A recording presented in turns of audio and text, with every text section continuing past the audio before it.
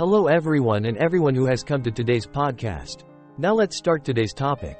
I will start with today's episode with a short story that once I went to a funeral with a colleague of mine in Australia. The deceased was my friend's best friend. At Western funerals, people often have a tradition that close people will stand up and share memories with the deceased. When it was my friend's turn to speak, I'd talk about childhood memories between the two of us. Then there was the journey where my friend witnessed how my friend's best friend grew up and lived his life. My friend's speech was very good, but the sentence that stuck most in my mind was the ending sentence that my friend used to conclude the story about his friend. He said something like this: "Life is worth living," briefly, but it stuck in my head forever. It lingered in my mind forever. It made me ask myself a question: how do I want to live my life? So that after I lie down I can still smile that I have lived a life worth living. And from those thoughts lead me to bigger questions: how I want my life to be told. And in today's episode, I will share with you guys about the journey I took to find those answers. In the picture that I want to share with you today, then I divide it into 3 stages. The first stage, one called the investment stage, because in my opinion it is the same with anything in this world. To get sweet fruit, we must have the days we sow. Speaking in financial language, in order to get good results, we must have days of tightening our belts, so investing would be unreasonable so that we don't have to put in the effort but want to get sweet fruits later. So as soon as you start taking control of your life, as soon as we turn 18 and receive the key from our parents to start driving our lives, we begin this investment phase right away. So what do we invest in? In my opinion, we should invest in 4 aspects: knowledge plus experience plus finance plus mindset. Now the next question is, what is the most effective way to invest in these 4 aspects? And now let's step back a bit so we can get back to the original question. That is how we want our life story to be told. This is a very important question that I think each of us should ask ourselves. From there, let's find the answer ourselves, because if we can't find the answer to this question for ourselves, that means as long as we don't know what we want our life to be like, we will continue to move forward in a very awkward way. At that time, we will not know where and when we should go. If we don't know where to go, it's easy to follow rut trends.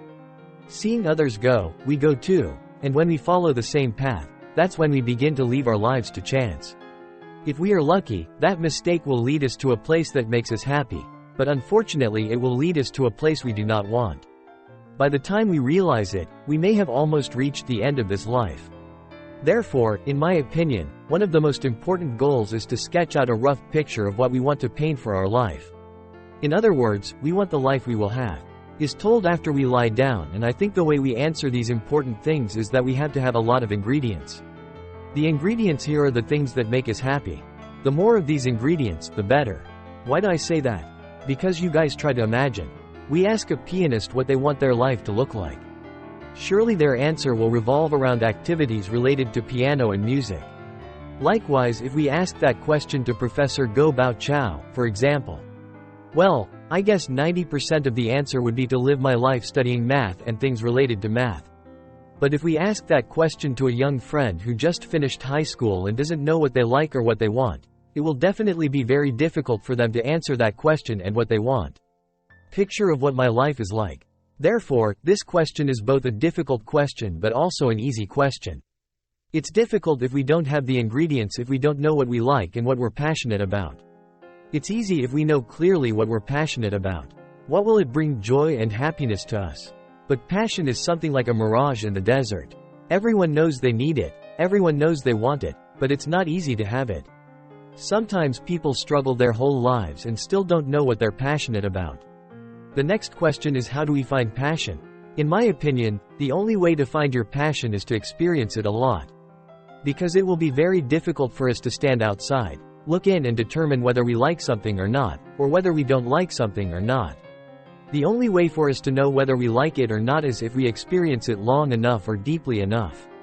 Why do I say long enough or deep enough? Because in most cases we can only find out whether we like something or not after we experience it for a long enough time. I'll take a simple example like playing the piano. The first time we practice the piano, it will be very easy to give up. Because we only learn basic things that are very dry. Not to mention that we play all the time but don't have a single melody. This period of time is very boring. But if you continue to practice, you will gradually begin to play, and gradually you will see the joy in it, and that joy will gradually grow. And if it continues to grow like that, then maybe it will become a passion of yours. Therefore, if we give up too early, we may miss an opportunity to discover one of our passions. But it is also possible that after a while, after you have mastered the game, it still doesn't have enough attraction to keep us going. At least we have a fairly accurate answer to the question of whether that thing is our passion or not. Therefore, in these early years, if you are still struggling to know what you like, so you should just experience it as much as possible. Whenever you have a chance to experience something new, just experience it and do it to the end, and these things will sometimes require us. We'll have to invest quite a bit of time. That is the reason why in this diagram I spent a very large amount of time on this experience. A total of 17 years, from the time we are born at 18 years old until we are 35 years old. Actually, this is a time when we have nothing to lose. We come into life with nothing, so we just experience as much as we can. Even if after a while we discover that it is something we love, it is a valuable experience in life. Because after all, we live to experience as many things as possible. In the previous episode, I gave an image of cards in the game of life. In this period, we wait as much as possible. I firmly believe that the more we play, the higher the probability that we will find a game that we like. It would be very difficult to just play a few games and expect to immediately find out which one you like. If we imagine that we have played about 100 games, we will definitely find a few games that we like. And so on when going through so much in such a long enough time. Then I believe that you will definitely find your passion. I even believe that if we continuously experience countless things over such a long period of time, it is entirely possible for us to find more than one passion, and that will be our passion. A very wonderful thing. Because sometimes there are people who live their whole lives without finding any passion, and sometimes just having one passion is enough material for us to paint a picture of our lives. Already, the second thing that we need to be equipped with is knowledge about this aspect. I don't need to say too much because everyone knows that knowledge is a very important thing in life. We try to build a mindset, which means we have to build a mindset that always learns, always renews itself. Especially in the era we live in, the acquisition of knowledge is open to everyone, regardless of whether they are rich or poor. Just a computer or a phone connected to the internet is enough to make the knowledge playing field much more fair. Therefore, we now build a spirit for ourselves to always be progressive and have effective ways to learn and research, so from there we can research any field we want. Looking at this chart, I put the period of learning and gaining knowledge in the period from 18 to 35 years old. But actually, the learning that we should do all our lives is to condense it into this period so that the chart we see is more compact. Next, another important thing that we should do as soon as possible is the journey to financial freedom, which we should do as soon as we are born. As soon as you get your first salary, you must immediately start saving and investing. Specifically, how to proceed, I have shared in great detail in the Financial Freedom Journey. If you haven't seen it yet, you can review that series of articles. And if you remember, the first step on the journey to financial freedom is that we can support ourselves. It means having to get out of depending on family. Therefore, whether you go to college or not, as soon as you turn 18, go to work and become financially independent. To be independent, you basically just need to be able to take care of yourself, and that's it. This is absolutely not difficult. You just basically need to go do something, and after you can support yourself, you must immediately embark on the journey of accumulating and building financial freedom for yourself. As we all know, if there is a correct method, on average, a journey to financial freedom takes around 10 years, and in this model, we have about 17 years.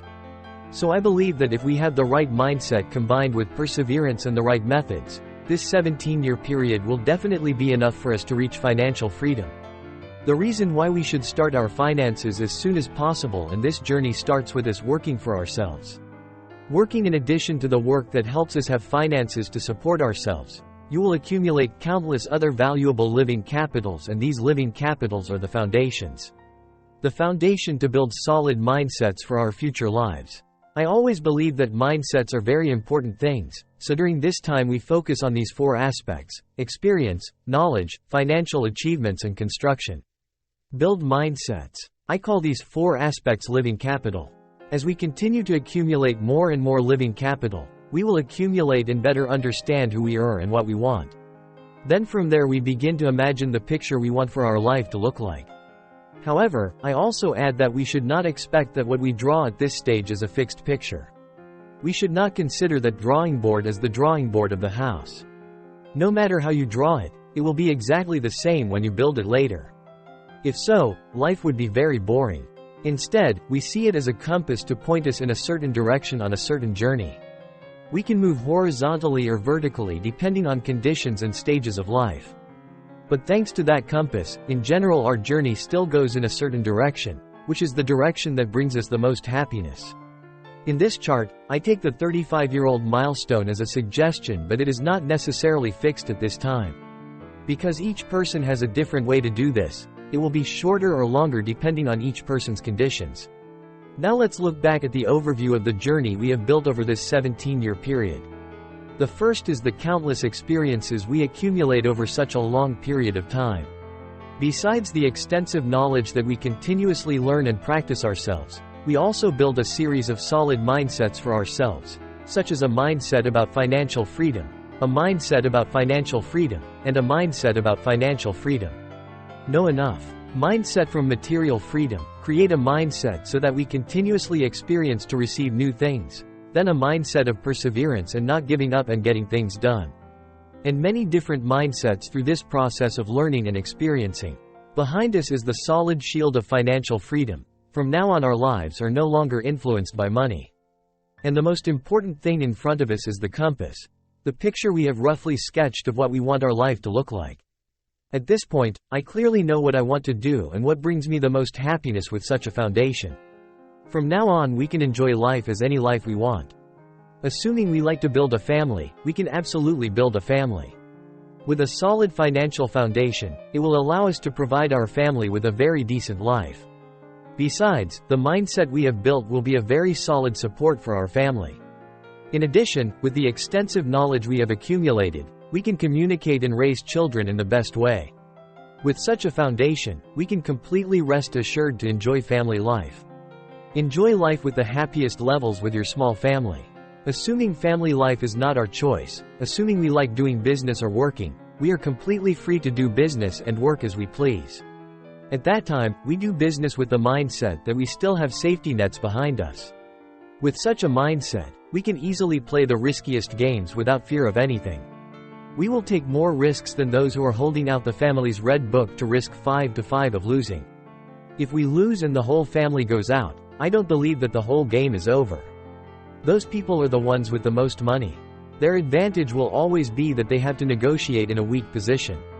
Not to mention money. Behind us is a series of solid knowledge, useful mindsets. Our business games will be very interesting right now.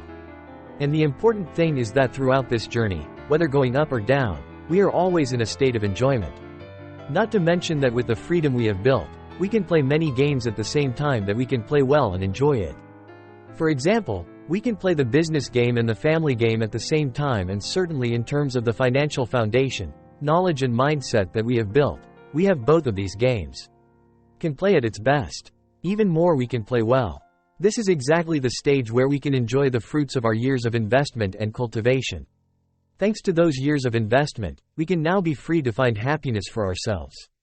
We can completely have the freedom to do anything that makes us happy, and gradually this happiness will grow. It takes us to the highest level of the pyramid of happiness. That's when we start to find joys that go beyond our own happiness. When we start to find happiness in bringing value to those around us. This is the time when we start to build the second path, which is the path of sharing. Share your happiness with others. It's time we start allowing ourselves to think about what we leave behind after we leave this life. When mentioning this aspect of sharing, many people will immediately think of the charity aspect. But actually it can take many different forms. It can be science, when we can wholeheartedly focus on researching a certain solution or establishing certain companies or organizations to solve certain problems for society. Festival. Or it can simply be sharing the knowledge we have accumulated with others around us, with younger generations. In short, it can take any form as long as it brings happiness to us and others. It brings value to the surrounding. Maybe now we can gradually reduce our focus on the main activities and start focusing more on this sharing activity. Because for one simple reason, This is when we start looking for higher levels of happiness, and this journey also has quite a lot of bumps, not smooth ones. But even though it's bumpy, with the foundations we have, it's still a very happy journey. Once it has developed to a certain level, that will be the time we start to prepare for succession for both the main activity and this giving activity.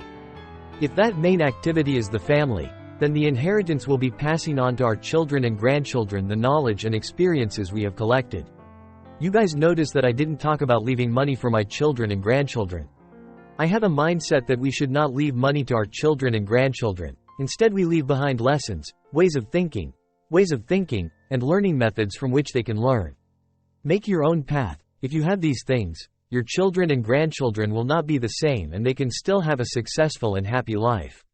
Without these things, how much money will we leave behind?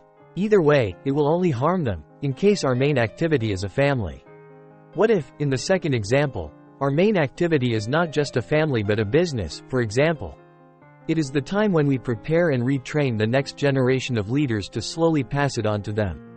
Similarly, for sharing activities, at some point we also begin to prepare for inheritance.